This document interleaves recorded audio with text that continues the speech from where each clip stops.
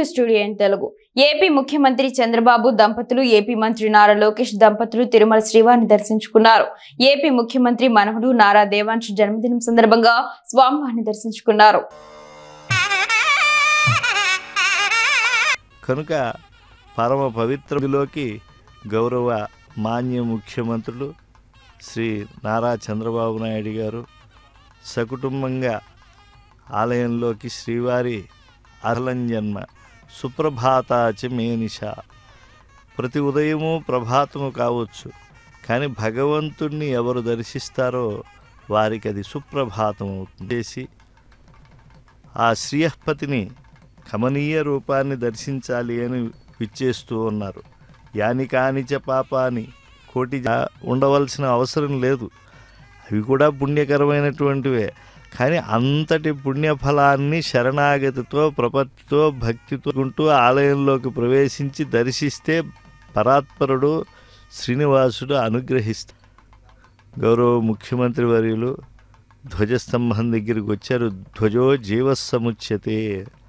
అలాగే ఆలయంలో దేనిపైన గరుడుణ్ణి ఉంచి అన్ని ఉత్సవాలకు ప్రధానంగా బ్రహ్మోత్సవాదులకు సకల దేవతలను సిద్ధులను సాధ్యులను దానికి వామభాగం నుంచి అంటే ఆలయంలోకి ప్రవేశించేప్పుడు ఎడమవైపు నుంచి వెళ్ళి భగవద్ దర్శనం అనంతరం ఆ ధ్వజస్తంభానికి మరో పక్క నుంచి వెడితే అప్పుడు ఆ ధ్వజానికి ప్రదక్షిణం చేసినటువంటి పుణ్యం వస్తుంది. అంటే జీవస్థానాన్ని ఆశ్రయించినటువంటి లభ్యం.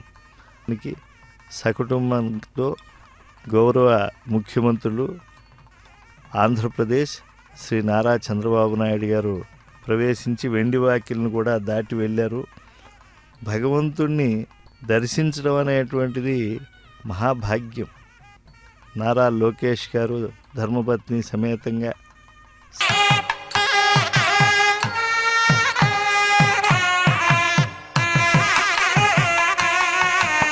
దర్శించి ఆంధ్రప్రదేశ్ గౌరవ రాష్ట్ర ముఖ్యమంత్రి వర్యులు తిరుమల తిరుపతి దేవస్థానం శ్రీ కార్యనిర్వహణాధికారులు గౌరవ శ్యామలరావు గారు ఐఏఎస్ ఇతర అధికారులు ఉన్నాము అని ఆ గుర్తుకు తగినటువంటి ఆశీస్సులు శ్రీవారి నుంచి మెండుగా లభించాలని గౌరవ ముఖ్యమంత్రి గారు రంగనాయక మండపంలోకి వారి సందర్శనం చేసినటువంటి ముఖ్య మంత్రివర్యులు పుత్రపౌత్రాది సుఖ సౌఖ్యాదులన్నీ కూడా నిరంతరం పొందాలి అని చెప్పి శ్రీనివాస అనుగ్రహం ధర్మకోటయ అంగలగ్న వినశ్యంతి వెంకటాచల మారుతై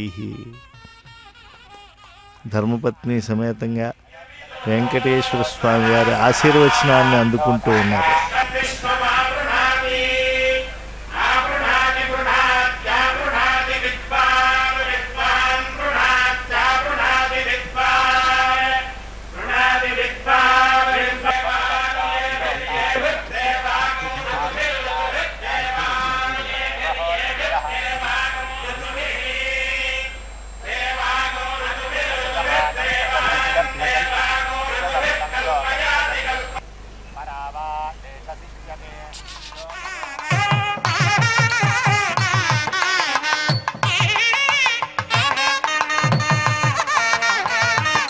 సాక్షాన్ నారాయణ స్వయం మోక్షప్రదాయక.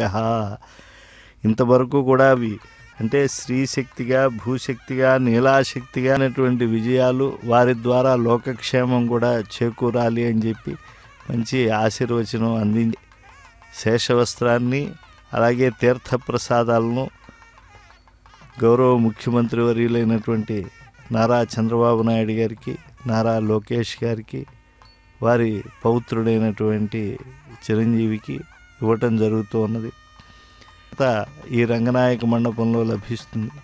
పైగా 4 వేదాన్ని కూడా అనుగ్రహించేటువంటి వేదరాశి శబ్దశక్తి సభ్యులు ముఖ్యంగా శ్రీ కార్యనిర్వహణాధికారి శ్యామలరావు గారు అదనపు శ్రీ కార్యనిర్వహణాధికారి వీక్షిస్తుంది.